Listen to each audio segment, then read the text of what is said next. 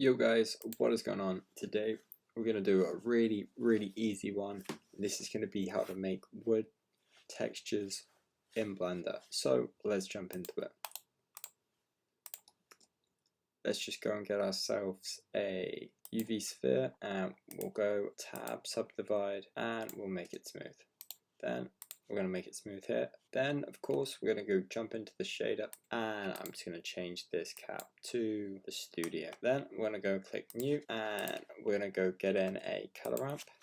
We're going to get the color and connect it into the base color, and then we're going to go pick the color for our wood. So what we're going to go and do is we're going to go into Adobe. So now we're in Adobe and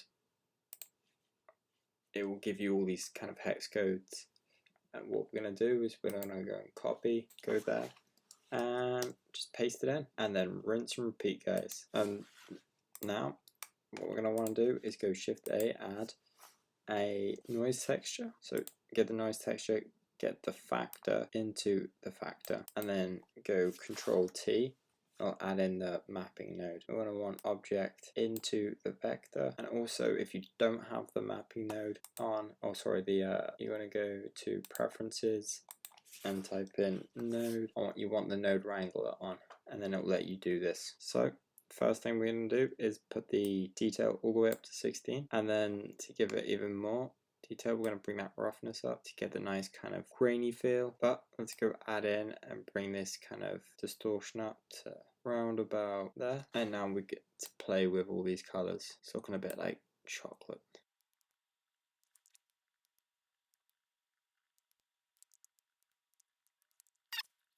Once you've played around with it quite a bit, you just want to bring the scale down, maybe in around about 1.3. So to kind of really, make it look right, you're going to want to really squish it down so that it looks more like wood. So you get like the grains in the wood. So I'd go with that kind of look, really squishing one side of it. So it just looks like an image of wood now. So we kind of need to add in a bump node and connect the normal to the normal. And we're going to connect the factor into the height. And now it's really getting that rough wood kind of look. It's looking really rough, and so what we want to do is we want to bring that down. Bring it right down. So you just get a little bit of texture on there. So there we go, guys. I mean, it's not the most realistic wood, but it does look pretty up there. So, whether you're just quickly showing someone something, you just want to quickly mock something up, it only takes a few minutes.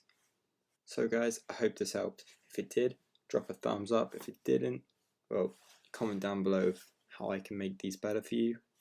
And yeah, subscribe guys, share it, it really does help out a lot.